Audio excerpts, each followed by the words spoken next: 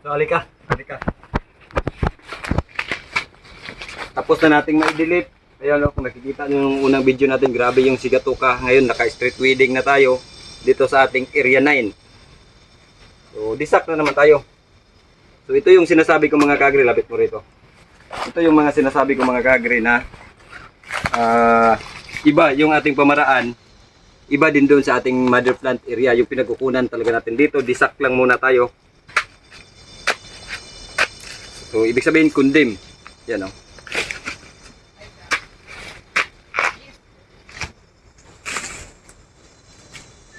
So, bago tayo tatawid sa kabila, disinfect tayo talaga. So, chlorine. Stone drop. So, pwede. So, nagtira na tayo ng isang followers. So, ganun lang mga kagre. Ganun lang yung ating activity. Sa mga nakasubaybay, nagtataka sila bakit iba yung mga ginagawa natin doon sa mga ibang area. So, iba dito, iba spacing, depende kasi yun sa lugar mga kagre kung paano natin gawin.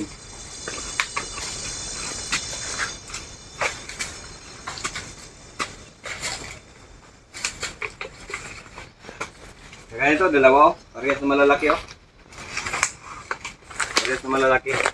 So, titingnan natin yung kung saan yung magandang anggulo. Lapit mo dito balong. Ito kukunin natin. Kasi ito, pasok siya sa linya eh. Pasok siya sa linya at saka maganda yung kanyang tayo.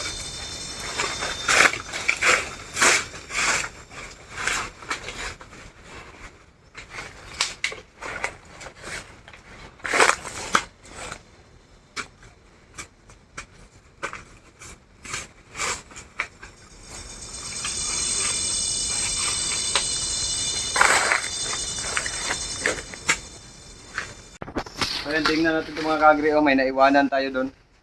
Malalaki na. So dito, kung pili na tayo ng mga followers na pasunod.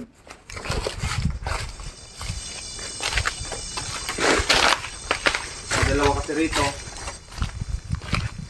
Gaya na itong ganito, ginagawa natin. Mas maganda to, pero ang problema sa kanya, hindi siya nakaanggulo sa linya. So dalawa sila na malalaki.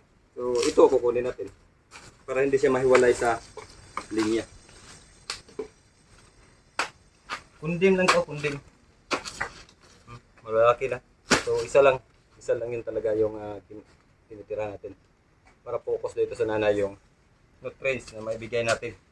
O yung pataba. So ganun. Kapon, pagpunta natin rito. Medyo malungkot tingnan, pero yun nga, nagawa na natin ang paraan kung paano. So doon, nagde-delete pa sila doon. Ito yung activity. Halika, puntahan natin. Yung activity natin dito. So nag-street wedding. Yun ang street wedding. Tapos sa block talaga nilalagay yung mga infected ng sigatuka. So siyempre may mga sakit-sakit din tayong nakita. So kasama na yun sa activity ngayon kung paano natin sila kukunin. So hindi ganun kadami yung nakikita natin infected ng mga sakit. Bansitap. Bansitap yung nakikita natin. So, walang mabigat na sakit dahil nga doon sa pag-iingat din natin. So walang sawang pag-spray ng ating foliar.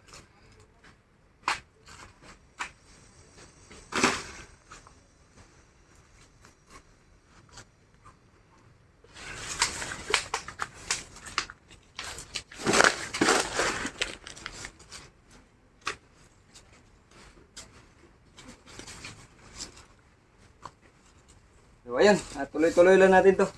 Sipag lang talaga mga kagre. So marami tayong pinagdaanan, yung tag-init, grabe. Grabe pero ngayon ito, survive tayo. Sa area 9 natin, ito na yung area 9 natin. Nakakatuwa na tingnan. Ayun, magdalawa pa malalaki. Iwanan natin, hindi ka rito tayo. Kung maiwanan mo, lalaki at lalaki. Kain na, buno yun. So,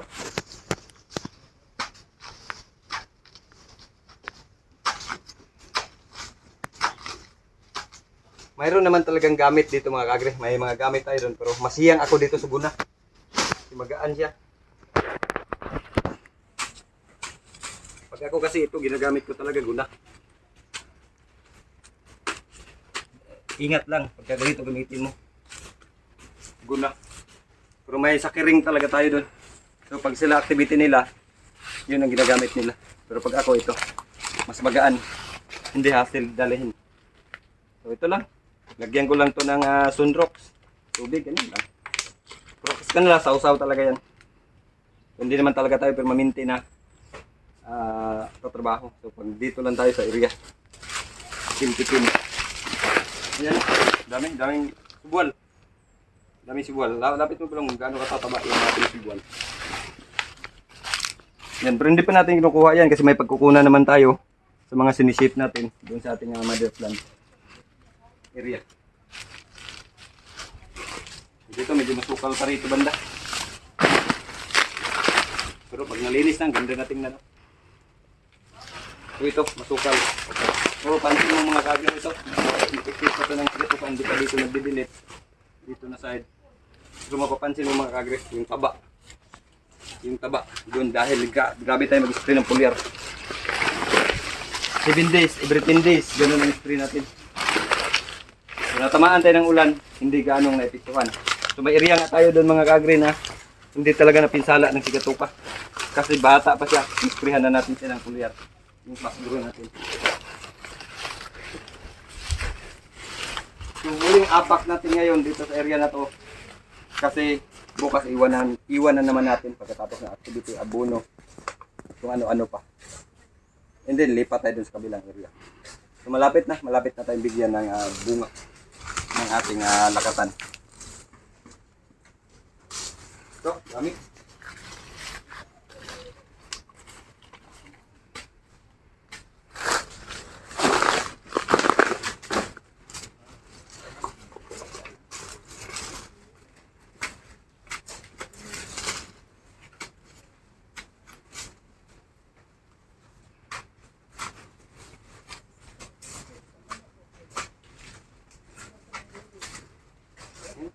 Tsaga-tsaga lang. Oh, dami. Ito, subwal na to ng subwal. Ito yung sinasabi ko na magandang kunin. Ito, lapit mo rito. Subwal na to. Subwal to ng subwal. So, ito maganda itanim din to. Ito maganda itanim yan. Kasi anak na siya ng subwal. Hindi to nakakonekto sa nanay kasi pwede mo to siyang kunin. Hindi maepektuhan yung nanay, malayo. Pag ito kasi kinuha mo, masasaktan. Pero pwede. Depende doon sa pag-handle mo o pag-iingat mo sa kanya. So ang lakatan mga kaagre, lalong-lalo na sa wala pa masyadong karanasan, medyo mahirap talaga siya. Pero pag nagamay mo na, makukuha mo. So yan nga sinasabi ko, hindi man tayo eksperto, nadaan natin sa paulit-ulit na ginagawa. So yan, tingnan natin sila dito nagbibilit. Nagbibilit si ate.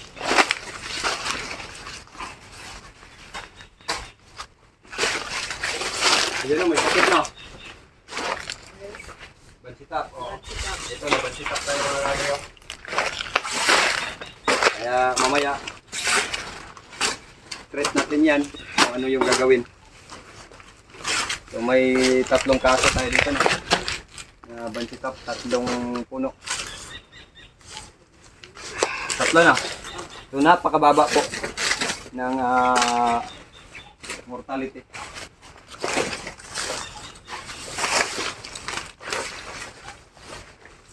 Kaya nakita mo sa kabila, na-delete na. Yung kabila, ay hindi pa. So, ayun. Maraming salamat. Magandang araw. Mabuhay tayong mga farmers.